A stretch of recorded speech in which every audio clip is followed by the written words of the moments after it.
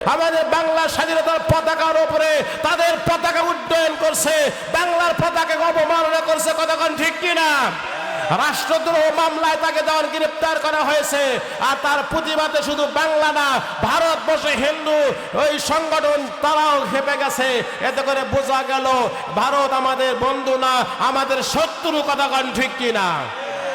ভারত আমাদেরকে চোখ রাঙিয়ে কথা বলে, চোখ রাঙিয়ে কথা বলে। মুসলমানের ইমাম যতক্ষণ পর্যন্ত ঠিক থাকবে, এই পৃথিবীতে কোন জাতি আমাদের উপরে কেউ আমাদের উপরে শক্তি প্রয়োগ করতে পারবে না। কিন্তু মুসলমান আমরাই ঠিক নাই। কথা বলে, আমরা কি ঠিক আছি? আমরা ঠিক নাই। আমরা বহু দলে বিভক্ত হয়ে গেছি। আর এইদিকে হিন্দু, খ্রিস্টান, বৌদ্ধ তারা হচ্ছে ঐক্যবদ্ধ। কতক্ষণ? হিন্দু, খ্রিস্টান, বৌদ্ধ এরা তিন জাতি মিলে হচ্ছে ঐক্যবদ্ধ। আর আমরা মুসলমান কি হয়েছে? আমি আহলে হাদিস, আমি আমিন জোরে বলি।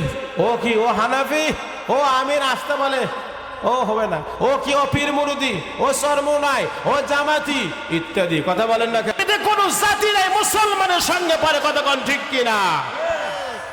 আমাদের সামনে কত অন্যায় কাজ আমরা দেখতে পাই, কিন্তু আমরা তার প্রতিবাদ করি না, প্রতিবাদের সাহসও পাই না।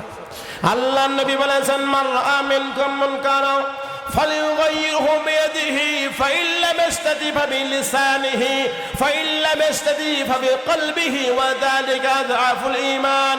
আল্লাহ নবী বলে, যখন কোন অন্যায় দেখতে পাও তোমার হাত দিয়ে ভেঙে দাও। অন্যায় যদি দেখো কি করতে হবে?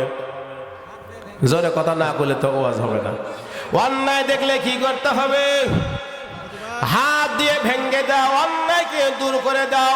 যদি দূর করতে না পারেন, হাত দিয়ে ভাঙতে না পারেন, নবীজি বলেন 2 নম্বরে তোমার কথা দিয়ে নিষেধ করো। একজন লোক দাঁড়িয়ে পেশাব করতেছে, আপনি তাকে হাত দিয়ে বসাইও দিলেন না, মুখ দিয়ে আপনি বসতেও বললেন না। এরকম লোক আছে না নাই? মুখ দিয়ে বলতেও পারলেন না বসেন, তাও তো বললেন না। বসেন কথা যদি নাও বলতে পারেন, কমপক্ষে আরবি দিয়ে একটা কথা বলবেন।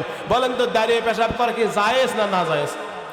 না জায়েজ। আপনি তখন বলবেন নাউজুবিল্লাহ। কি বলবেন?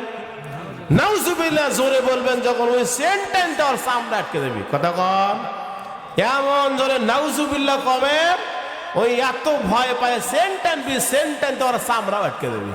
আর একবার শিক্ষা হওয়ার দরকার আছে না নাই?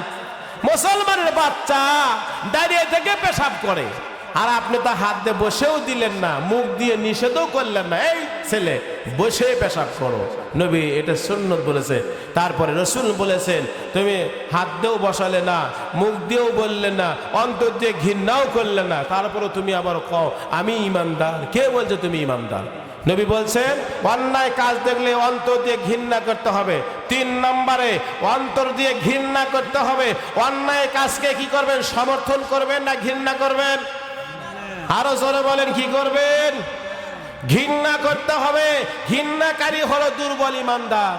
এখন আসেন, ঘৃণাও করলো না, নিজে আরো অন্যায় কাজের সাথে যা সামিল হলো, এই 1 নম্বর ইমানদার না?